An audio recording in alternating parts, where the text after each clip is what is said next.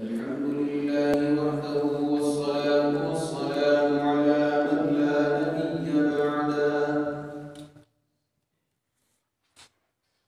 لا رسالة بعد رسالته ولا نبوة بعد نبوته ولا شريعة بعد شريعته ولا كتاب بعد كتابه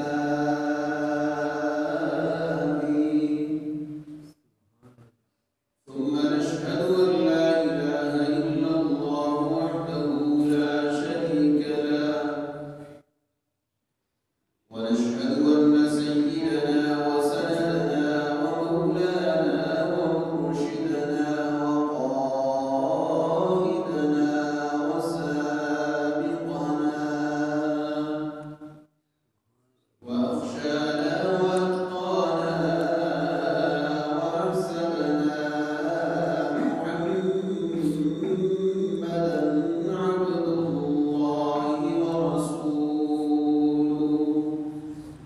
صلى الله تعالى عليه وعلى آله وصحبه جميعا أما بعد أعوذ بالله من الشيطان الرجيم بسم الله الرحمن الرحيم وأنزلنا إليك الكتاب لتبين للناس الآية صدق الله مولانا العظيم اللهم صل على روضة محمد في الرياض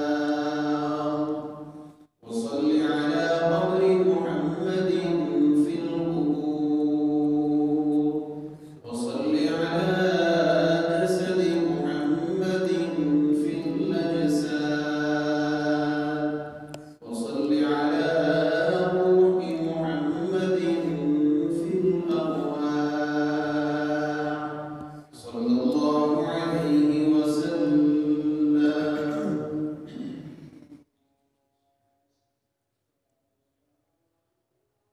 ذی قدر قابل عزت احترام و افتخار میرے طالب علم بھائیوں اور حضرات،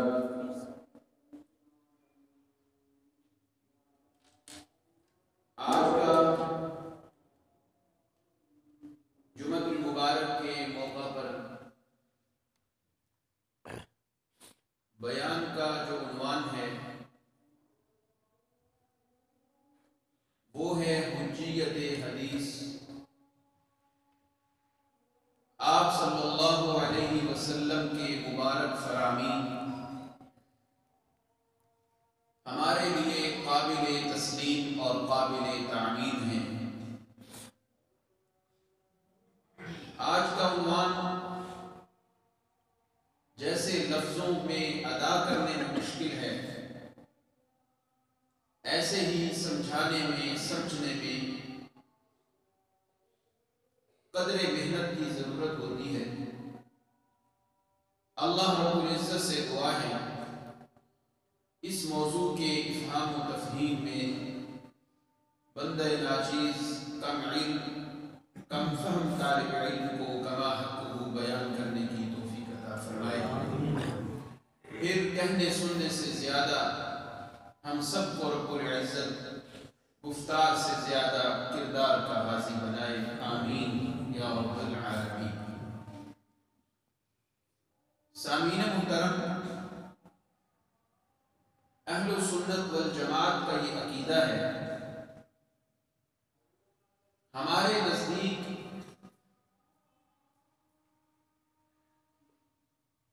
چار مصادر ہیں جن سے احکام ثابت ہوتے ہیں۔ چار قسم کی چیزیں ہیں جن سے ہمارے عقائد اور ہمارے احکام ثابت ہوتے ہیں۔ پہلا نمبر ہے کتاب اللہ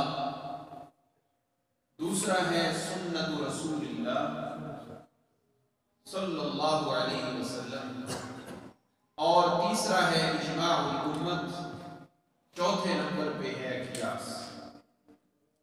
یہ چار مصادر ہیں جن سے احکام ثابت ہوتے ہیں۔ شریعت کے یہ چار اصول ہیں، مدارس میں بڑے تفصیل سے ہم پڑھتے پڑھاتے ہیں۔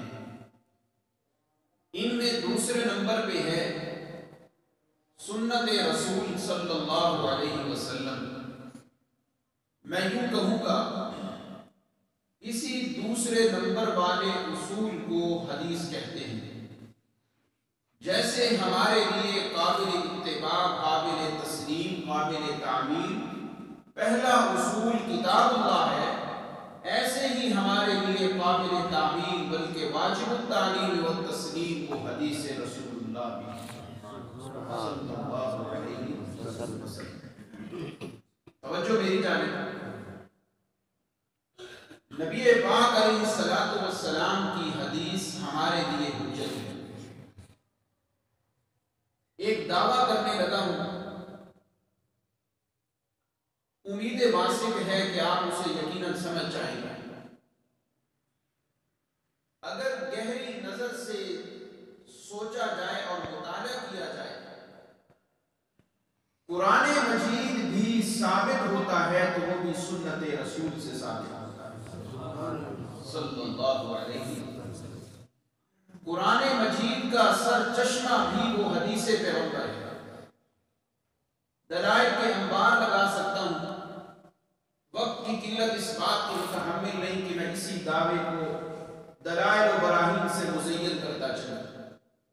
صرف ایک دلیل عرض کر دیتا ہوں، قرآن کا سر چشمہ بھی در حقیقت پیارے پیغمبر کی حدیث ہے۔ کیسے؟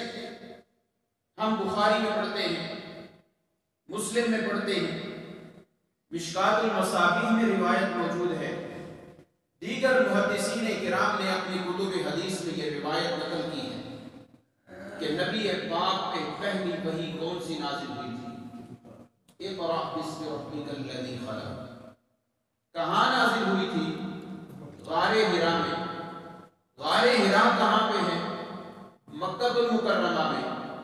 اب قرآن کی سورۃ العلق کا پہلی وحی ہونا، غار حرا میں اترنا، یہ ہم تک کہاں سے پہنچی ہے؟ یہ حدیث پیغمبر سے پہنچی ہے۔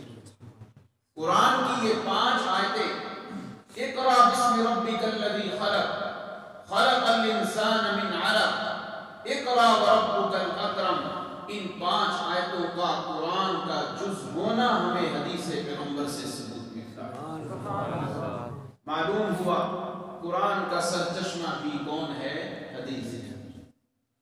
ایک اور دلیل بھی سنتے جائیں،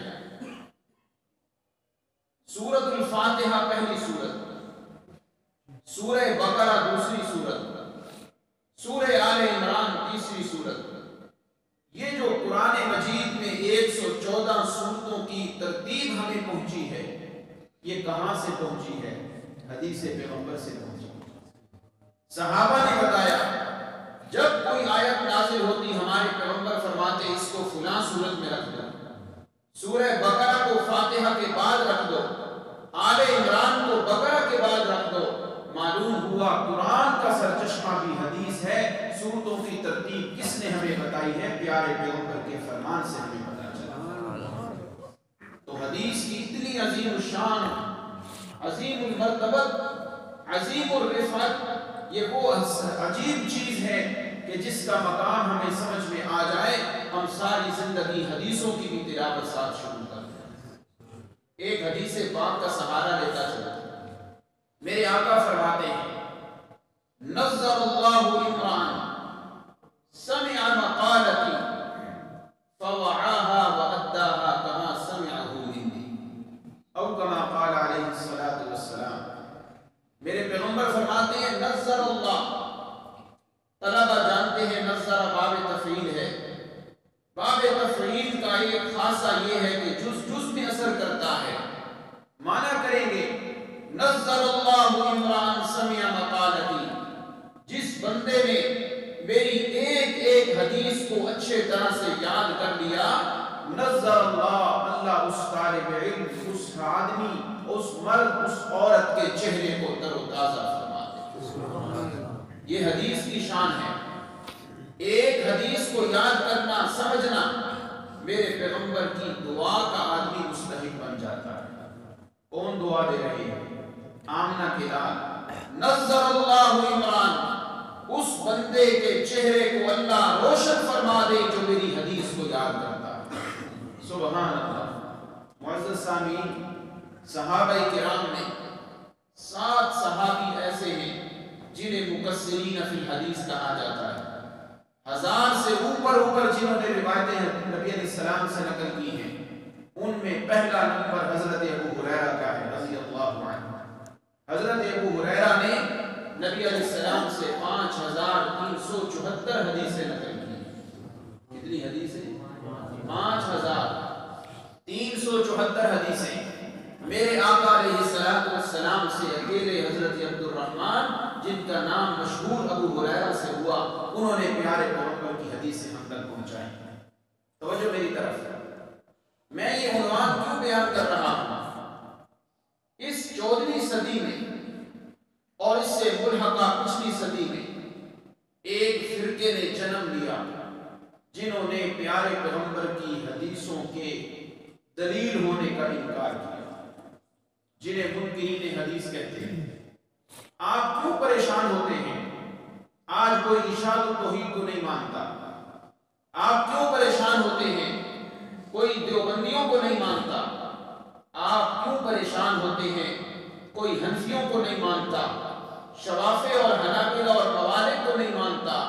میرے بھائی، انکار کرنے والے نے تو میرے پیارے پیغمبر کی حدیث کا بھی انکار کر دیا۔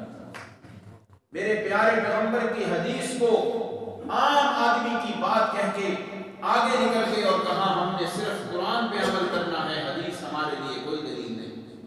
منکرین حدیث جنہوں نے حدیث کا انکار کیا ہے، ان کے 3 نظریے ہمارے پاس ہیں۔ انہی 3 نظریوں کا آج میں رد کرنا چاہتا ہوں۔ آج کوئی لچھے دار تقریر نہ بھی ہوئی تو کوئی بات نہیں، یہ آج بڑا مشکل عنوان ہے۔ توجہ میری جانب، جو لوگ حدیث کا انکار کرتے ہیں ان کے 3 نظریے، بس انہی 3 نظریوں کو آج بیان کرنا ہے۔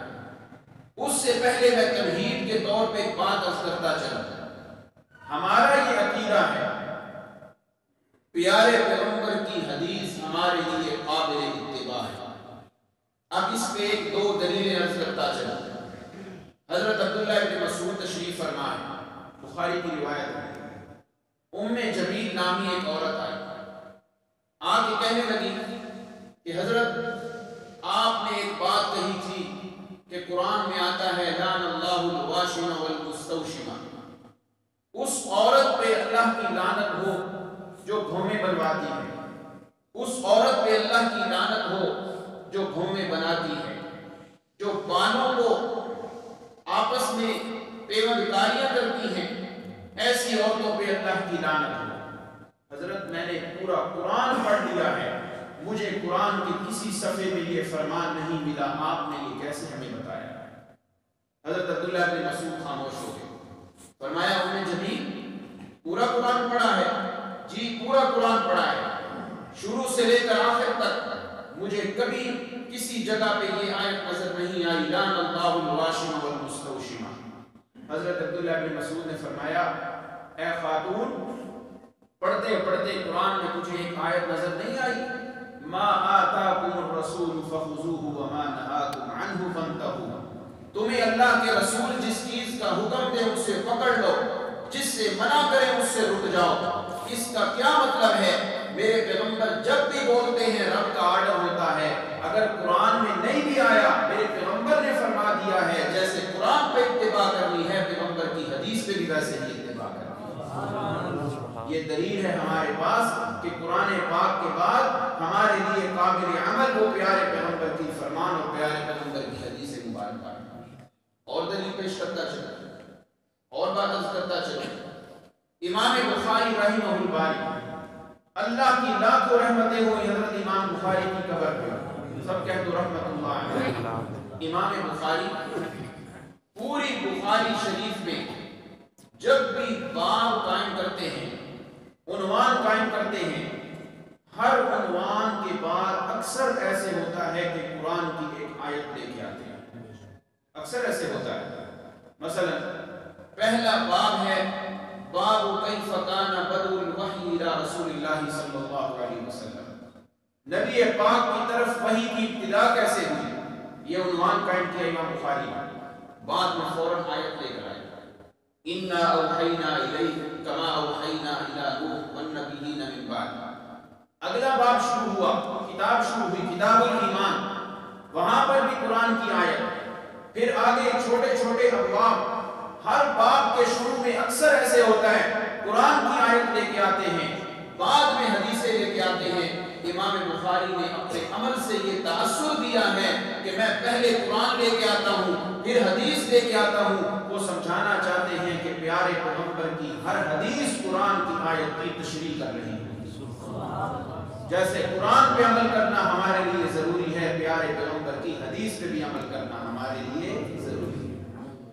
ایک اور بات عرض کرتا چلا، میرے اللہ اور میرے پیغمبر کی ذات جدا جدا ہے، میرے اللہ کی ذات اور ہے، پیارے پیغمبر کی ذات اور ہے۔ میرے بھائی خالد صاحب اس بات کو سمجھیں گے، اللہ کی ذات الگ ہے۔ کیسے؟ اللہ فرماتے ہیں لم یلد ولم یولد، میرا باپ بھی کوئی نہیں، دادا بھی کوئی نہیں، میری اولاد بھی کوئی نہیں۔ اور پیارے پیغمبر کی ذات کیا ہے؟ آپ کے باپ بھی ہیں، دادا بھی ہیں، چچا بھی ہیں، پھوپھی بھی ہیں، اور آپ کا اصول اور فروع بھی ہیں۔ اللہ کی ذات اور پیارے پیغمبر کی ذات جدا جدا ہے۔ ایک اور مثال، میرے اللہ کی باری آئی، اللہ فرماتے ہیں لا تأخذہ سنۃ ولا نوم، میں اللہ کو نیند بھی نہیں آتی، اونگ بھی نہیں آتی، اور میرے پیغمبر تو عشاء کے بعد سویا بھی کرتے تھے۔ تبھی تو اللہ نے فرمایا قم اللیل الا قلیلا، میرے پیغمبر کوئی ساری رات سویا رہے مجھے کچھ نہیں، تیری جیسی خوبصورت چادر والا ساری رات سویا رہے مجھے نہیں، تو مجھے اس وقت پیارا لگتا ہے جب رات کو اٹھ کے میرے ساتھ راز و نیاز کی باتیں کیا کرتا ہے۔ اللہ کو نیند بھی نہیں آتی، میرے پیغمبر سو رہے ہیں۔ ایک اور بات عرض کرتا چلا، اللہ کی ذات وَتَوَكَّلْ عَلَى الْحَيِّ الَّذِي لَا يَمُوتُ، اللہ کی ذات وہ ہے جس پہ موت نہیں آتی۔ اور پیارے پیغمبر کیا ہیں؟ اِنَّكَ مَيِّتٌ وَإِنَّهُمْ مَيِّتُونَ، میرے پیغمبر آپ نے بھی دنیا سے چلے جانا ہے، آپ کے دشمنوں نے بھی چلے جانا ہے۔ اللہ اور اس کے رسول کی ذات جدا جدا ہے، لیکن جب بات کی باری آئی، جو بات میرے رب کی ہے وہی بات پیارے پیغمبر کی ہے۔ دلیل مل گئی، جیسے قرآن ہمارے لیے اتباع کی ضرورت قابل اتباع ہے، ایسے ہی پیارے پیغمبر کا فرمان بھی ہمارے لیے قابل اتباع ہے۔ ہو سبحان اللہ، بڑا پیچیدہ عنوان ہے، سمجھا کے جاؤں گا انشاءاللہ۔ تو میں بات کر رہا ہوں اس صدی میں اور اس سے پچھلی صدی میں ایک فرقے نے جنم لیا جن کا یہ دعویٰ تھا کہ قرآن بس ہمارے لیے قابل اتباع ہے، حدیث کی کوئی ضرورت نہیں۔ معاذ اللہ، ان کے تین نظریے ہیں، جتنی بھی کتابیں کھول لیں تین نظریے ان کے ملتے ہیں۔ پہلا نظریہ یہ ہے کہ ہمارے لیے صرف قرآن کی اتباع ضروری ہے، پیارے پیغمبر کی بات کو ماننا ہمارے لیے کوئی ضروری نہیں۔ بس پیارے پیغمبر کی مثال معاذ اللہ ثم معاذ اللہ خاکم بدہن نقل کفر نباشر، ان کی بات اگر کر رہا ہوں، وہ کہتے ہیں پیارے پیغمبر کی مثال تو ایک ڈاکیے کی طرح ہے، جیسے وہ آ کے خط پکڑا دیتا ہے، اس میں کیا ہے بس ہمیں نہیں پتا، پیارے پیغمبر نے اللہ سے قرآن وصول کر کے ہمیں دے دیا، اب قرآن جانے اور ہم جانے پیارے پیغمبر کی کوئی ضرورت نہیں۔ انا للہ و انا الیہ راجعون، یہ ان کا پہلا غلط نظریہ ہے، توجہ قائم۔ دوسرا نظریہ ان کا یہ ہے کہ حدیث ہمارے لیے کوئی ضروری نہیں، وہ بس صحابہ کے لیے ضروری تھی، ہمارے لیے صرف قرآن کی اتباع ہے۔ پیارے پیغمبر کی بات ہم نے نہیں ماننی، ہم نے صرف قرآن کی بات ماننی ہے۔ صحابہ کرام کے لیے ضروری تھا کہ وہ حدیث پہ بھی عمل کرتے، ہمارے لیے اس پہ عمل کرنا ضروری نہیں۔ ہر جمعے پہ تقریریں ہوں، اتنی دفعہ سبحان اللہ پڑھو تو 49 کروڑ کا ثواب ہے، فلاں کام کرو تو فلاں ثواب ہے، یہ تقریریں آسان ہیں. ذرا یہ عنوان بھی کبھی کبھی سننے چاہیے کہ دنیا میں کیسے کیسے فرقے جنم لیے. دوسرا عنوان، دوسرا نظریہ کہ حدیث پہ عمل کرنا صحابہ کے لیے ضروری تھا، ہمارے لیے کوئی ضروری نہیں. اور تیسرا نظریہ ان کا غلط کیا ہے؟ وہ کہتے ہیں حدیث پہ عمل کرنا ہمارے لیے اس لیے ضروری نہیں، اس لیے ضروری نہیں کہ صحابہ کے دور میں تو حدیثیں محفوظ رہی، صحابہ کے بعد جو اب تک ہم تک سلسلہ چلتا آ رہا ہے اس سلسلے سے حدیث محفوظ نہیں رہی، درمیان میں کچھ غلط غلط باتیں آ گئی، اس لیے ہم نے اس پہ حدیث پہ عمل نہیں کرنا. اب توجہ، تینوں نظریوں کا ترتیب سے ہم رد کرتے ہیں. کھڑا ہوا ایک منکر حدیث، اللہ سب کو محفوظ رکھے، اور کہنے لگا مولوی صاحب ہمارے لیے حدیث پہ عمل کرنا کوئی ضروری نہیں، ہم نے بس قرآن پہ عمل کرنا ہے، پیارے پیغمبر کی تشریح کی کوئی ضرورت نہیں. کہتا ہے دلیل تمہیں تمہارے گھر سے دیتا ہوں. قرآن میں جب اللہ نے کہہ دیا وَلَقَدْ يَسَّرْنَا الْقُرْآنَ لِلذِّكْرِ فَهَلْ مِن مُدَّكِرٍ، ہم نے قرآن کو آسان کر دیا ہے، کیا ضرورت ہے پیارے پیغمبر کے فرمان کی؟ قرآن آسان ہے، ہم خود ہی ترجمہ پڑھ کے اس کی تشریح حاصل کر لیں. ہم کہتے ہیں بے وقوف، تیری عقل پہ پردہ آ گیا ہے. قرآن کی اس آیت میں ہی دو قرینے موجود ہیں جس سے پتہ چلتا ہے کہ حدیث پہ بھی عمل کرنا ہے. معزز سامعین توجہ میری جانب، قرآن کی آیتیں دو طرح کی ہیں. ایک وہ آیت جس میں احکام بیان ہوئے، نماز، روزہ، زکوٰۃ، حج. دوسری وہ آیات ہیں جن میں اللہ کی طرف توجہ، فکر آخرت، رجوع الی اللہ، ان چیزوں کا ذکر ہے، جس میں قصے بیان ہوئے ہیں، سابقہ امتوں کے واقعات بیان ہوئے ہیں. توجہ فرمائیں، اللہ نے فرمایا ہم نے قرآن کو آسان کر دیا ہے. اس آسان سے یہ مراد نہیں نماز کے مسئلے بھی آسان ہو گئے، زکوٰۃ کے مسئلے بھی آسان ہو گئے، نہیں، اس سے مراد وہ آیات ہیں جن آیات میں سابقہ قصے بیان ہوئے، اللہ کی طرف رجوع کرنے کا حکم ہوا، فکر آخرت کا بیان ہوا. وہ آیتیں اللہ نے آسان کر دی ہیں. یوسف کا قصہ پڑھو گے تمہیں رب کی توحید خود بخود سمجھ میں آ جائے گی. یونس علیہ السلام کا قصہ پڑھو گے توحید خود سمجھ آ جائے گی. قرآن آسان ہوا ہے، ان آیات کو اللہ نے آسان کر دیا. رہی بات نماز، روزہ، حج، زکوٰۃ، اس کے لیے تمہیں کوشش اور اجتہاد کرنی پڑے گی. وہ اجتہاد تب ہی ہوگا جب پیارے پیغمبر کی حدیث کو ہم دلیل مانیں. سبحان اللہ. یہ ان کا پہلا نظریہ ہے، قرآن کی تابعداری، بس حدیث کی کوئی ضرورت نہیں. آئیے ہم ان کا رد کرتے ہوئے قرآن کا سہارا لیتے ہیں. قرآن کی فصاحت پہ صدقے جائیں، ایک ایک لفظ میں کیا کیا رموز اور موتی چھپے ہوئے ہیں، کیسے کیسے لوگوں نے گوتے لگا کے ہمارے لیے موتی نکالے. قرآن سے ہی دلیل ہمارے لیے قابل اتباع کیوں نہیں ہے؟ صرف قرآن مجید نہیں، پیارے پیغمبر کا فرمان بھی ہمارے لیے قابل اتباع ہے. کیسے؟ اللہ کا قرآن کہتا ہے ربنا وبعث فیہم رسولا یتلو علیہم آیاتی ویعلمہم الکتاب والحکمت ویزکیہم.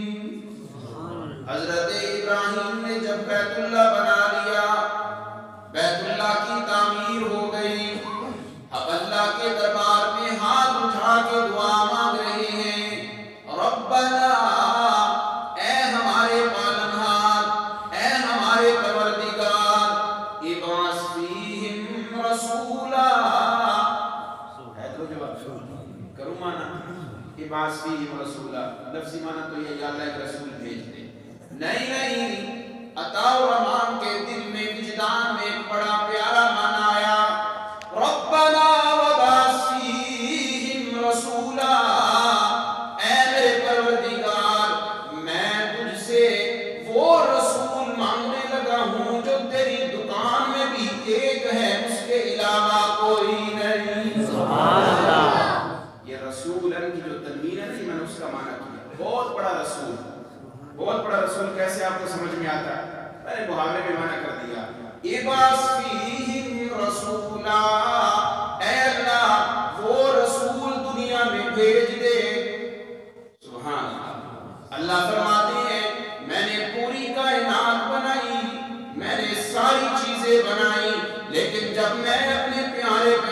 کو بنانے لگا تو مجھے بھی پتا چلا کہ لوگوں میں نے آج کوئی چیز بنائی ہے۔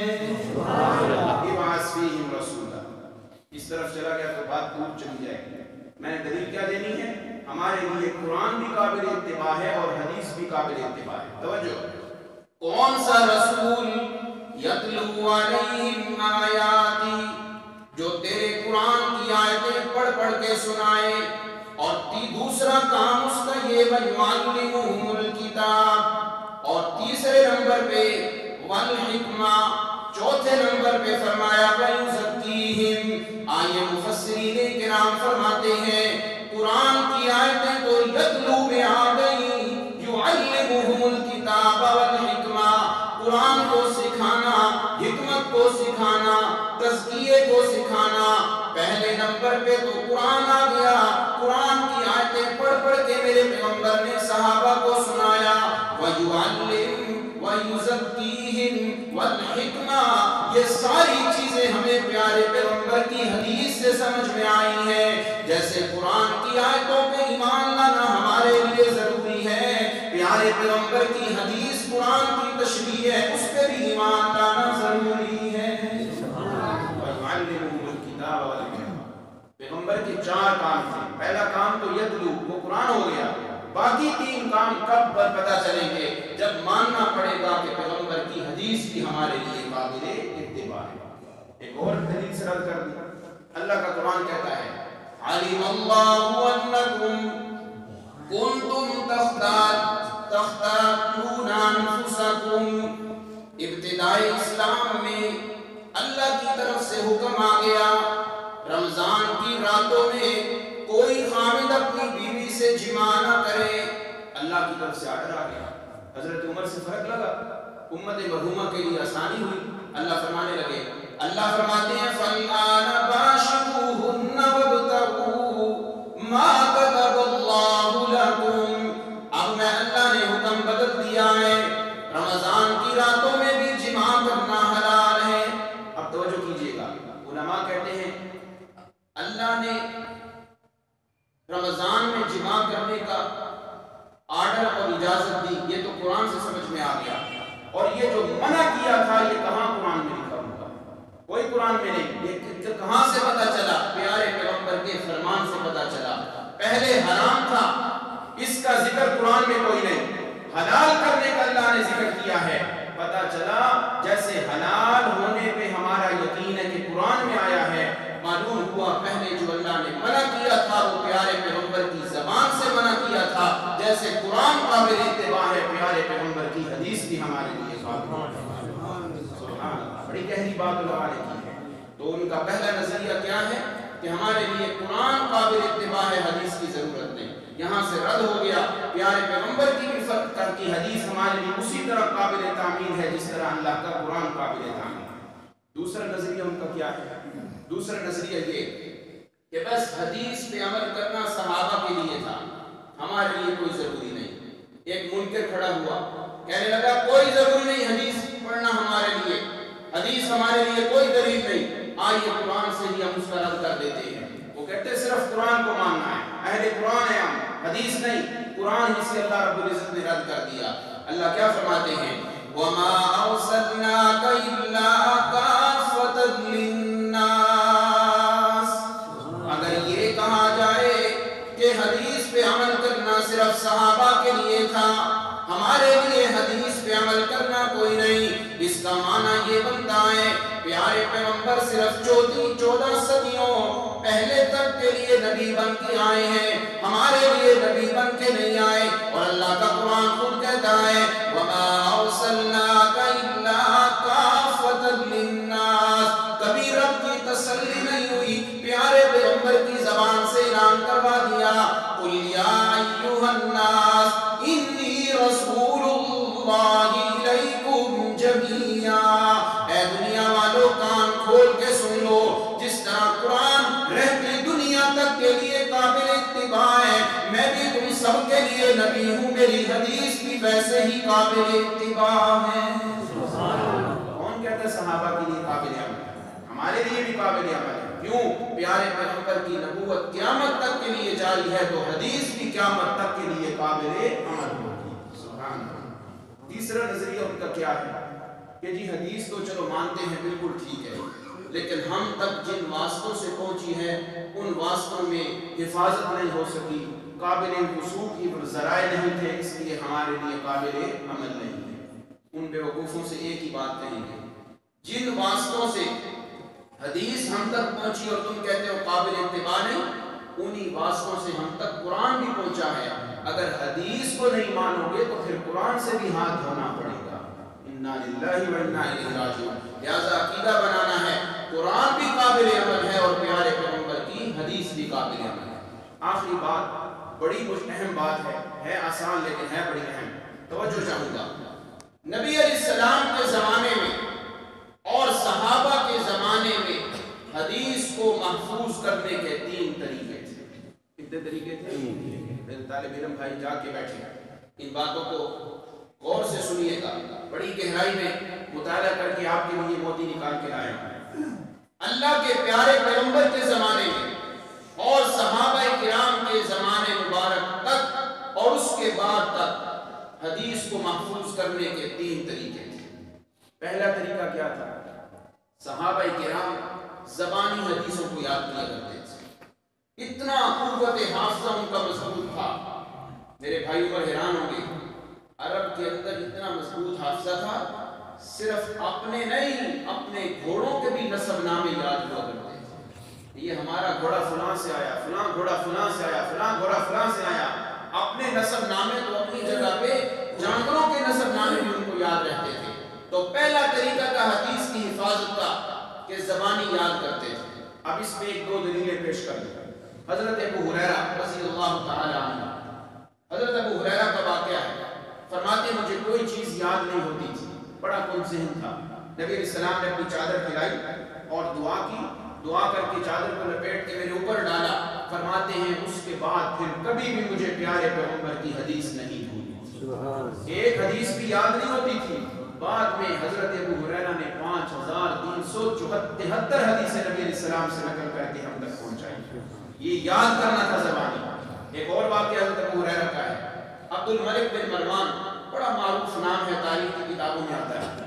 عبد الملک بن مروان نے اپنے دور میں حضرت ابو ہریرہ کو اپنے دربار میں بلوایا، کہنے لگا حضرت آپ سے آج ایک کام ہے، آج آپ ہمیں کسی بھی موضوع پہ 200 حدیثیں سنا دیں۔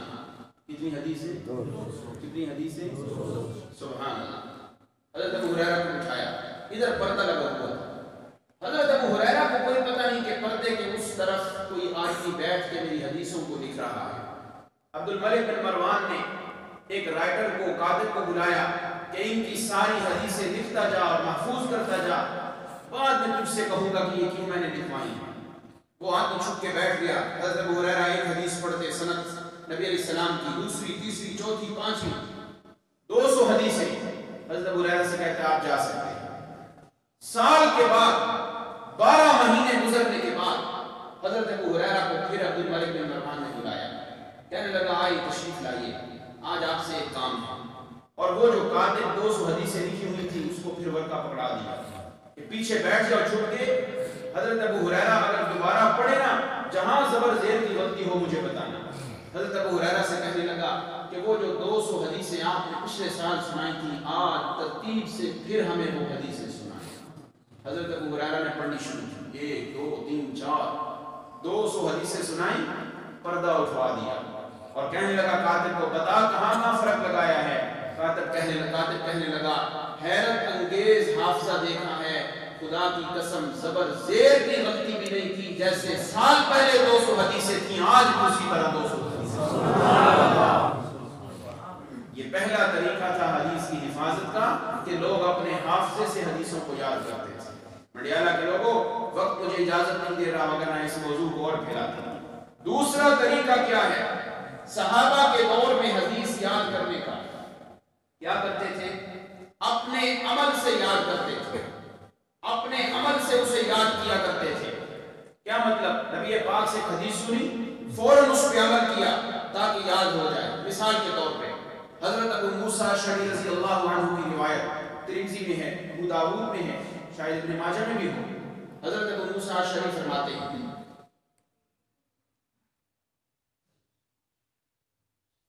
حضرت ابو موسیٰ اشعری فرماتے ہیں اپنے شاگردوں کو، آؤ میں تمہیں ایک حدیث سناتا ہوں، الا اصلی بکم صلاۃ رسول اللہ صلی اللہ علیہ وسلم، آؤ آج میں تمہیں وہ نماز پڑھ کے سناتا دکھاتا ہوں جو نماز ہمیں اللہ کے پیغمبر نے سکھلائی تھی۔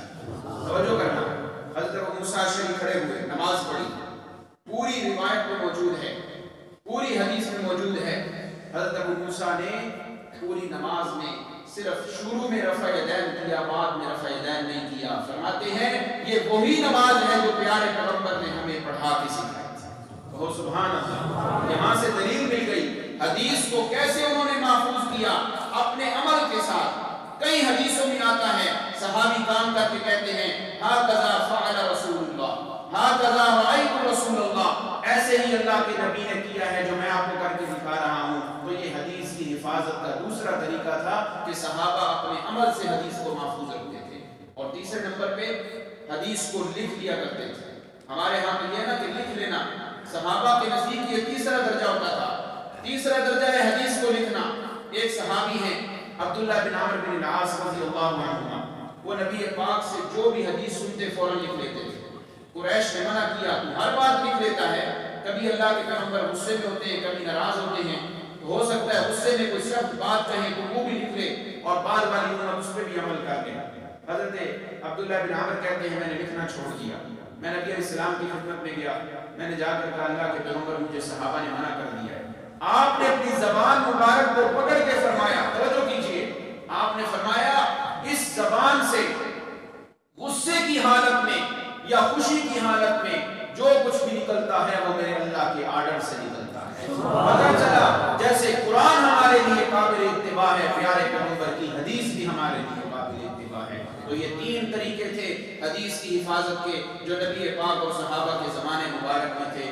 اس عنوان کو میں نے آپ کے سامنے رکھا۔ ہمارے نزدیک اہل سنت والجماعت کے نزدیک قرآن قابل اتباع ہے، ایسے ہی آپ صلی اللہ علیہ وسلم کی صحیح حدیث بھی ہمارے لیے قابل اتباع ہے۔ اللہ ہمیں قرآن مجید کے ساتھ اور حدیث پیغمبر کے ساتھ اسی طرح محبت رکھنے کی توفیق عطا فرمائے۔